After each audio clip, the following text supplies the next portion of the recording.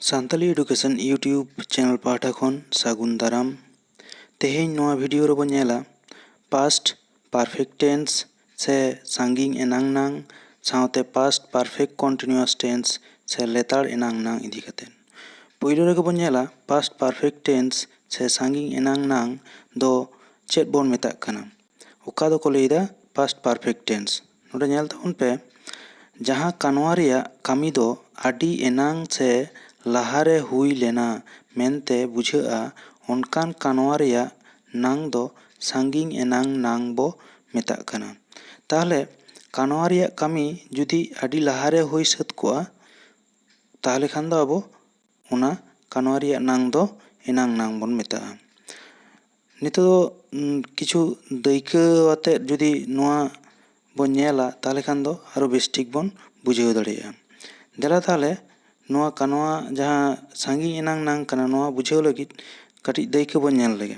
नोडे नेल ताबन पे you had broken the glass आम ग्लास एम रापुद अकादा। नोआटा आर मिटन बोन नेल लेगे we had travelled Ayodhya Pahar last year आले चलावन सेरमा अयोध्या पहाड़ ले चलाव लेना। नोआ किन बारिया जुदी भार्ब बोन नेला नोडे हेनाआ हैड ब्रोकन पहिलो रेना रे आर दोसार रेना हैड ट्रैवल्ड नोडे ताले बारिया कते भार्ब रेना फॉर्म बोन नाम दा।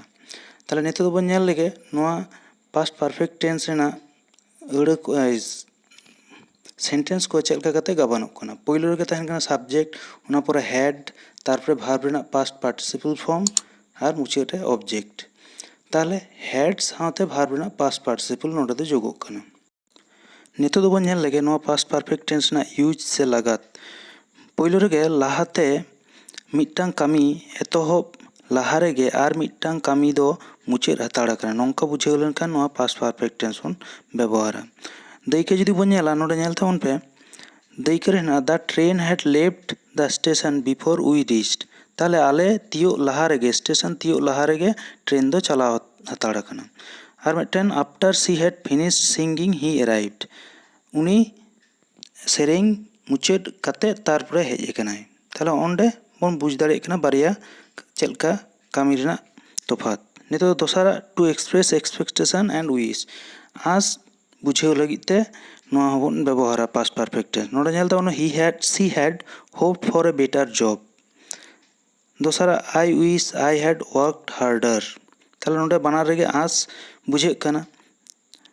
नितो बोन नेला तेसारा जहां दो लेदा रिपोर्टेड स्पीच रे व्यवहार नो रिपोर्टेड स्पीच दो चेलका व्यवहार नेल ताबन पे he said I saw the bird नोआ जुदी आबो डायरेक्ट खना इनडायरेक्ट स्पीच रे बोन परिवर्तन नोडे चेद होयोगा he said that he had seen the bird नोडे चेदा होयोग कना ओना जहां सेड ओना हो पास्ट टेंस ना सो हो पास्ट टेंस ताहे कना ओना खातिर ते। नितो दो बोन नेला पास्ट परफेक्ट कंटिन्यूअस टेंस से लेतार एनांग नांग इदी कते नोआ लेतार एनांग नांग दो चेद कना ओनागे पहिलो रे बोन नेल लेगे। नोडे नेल ताबन पे ओका कानवा रेया कामी लाहारे मिद ऑक्तो लेतार ताहे कना मेनते बुझाआ ओनकान कानवा रेया नांग दो लेतार एनांग नांग बो मेताआ। ताहले लाहातेना कामी गे नोंडे हो बुझाआ मेनखान लाहाते नोआ कामी दो मिद ऑक्तो धुरिये चलाआ ओनकाना जुदी बुझाआ ताहले ओना कानवा रेया नांग दो नोआ लेतार एनांग नांग से पास्ट परफेक्ट कंटिन्यूअस टेंस बोन ले दाड़ेया। दायिका कटी बोन नेल लेगे नोडे नेल ताबन पे I had been watching TV yesterday इन होला टीवी नेलेत तहन। ताहले टीवी नेल दो मिद घड़ी ते दो बांग होया मिद किछु समय धरे चला उनका के नोडे दोसारा नेल ताबन पे it had been raining heavily ताहले दाग तहनाय दाग जड़िए तहनाय ओना हो मिद घड़ी ते दो बांग होया मिटन समय धरे होया। नोडे नेल ताबन पे भार्ब रेना पेया फॉर्म हेना हैड साथे बीन साथे भार्ब रेना प्रेजेंट फॉर्म साथे आईएनजी जोगोग कना।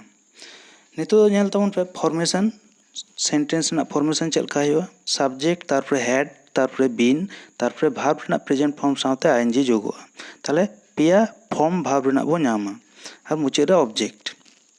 ताहले नितो दो बो नेला नोआ पास्ट परफेक्ट कंटिन्यूअस टेंस ना लागत से यूज नोआ नेल ताबन पे लाहाते मिटटांग कामी मिद ऑक्तो धुरिये लेतार गे हुयुग कान ताहे कना ओनकाना जुदी बुझाआ ताहले नोआ पास्ट परफेक्ट कंटिन्यूअस टेंस बोन व्यवहार। नोडे नेल ताबन पे we had been playing for 3 years in the same team ᱫᱚᱥᱟᱨᱟᱜ Silly had been learning spoken English for 6 months.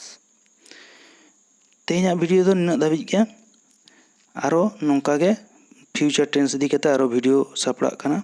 ᱱᱚᱣᱟ ᱧᱮᱞ ᱞᱟᱹᱜᱤᱫ ᱚᱵᱚᱥᱥᱳᱭ ᱱᱚᱣᱟ ᱪᱮᱱᱮᱞ ᱥᱟᱵᱥᱠᱨᱟᱭᱤᱵ ᱫᱚᱦᱚ ᱠᱟᱛᱟᱵᱚᱱ ᱯᱮ, ᱟᱨ ᱚᱵᱚᱥᱥᱳᱭ ᱱᱚᱣᱟ ᱵᱷᱤᱰᱤᱭᱳ শেয়ার ᱛᱟᱵᱚᱱ ᱯᱮ ᱟᱨ ᱞᱟᱭᱤᱠ ᱛᱟᱵᱚᱱ ᱯᱮ। ᱢᱟ ᱛᱟᱦᱚᱞᱮ ᱛᱮᱦᱮᱧ ᱫᱚ ᱱᱤᱱᱟᱹᱜ ᱫᱷᱟᱹᱵᱤᱡ ᱜᱮ।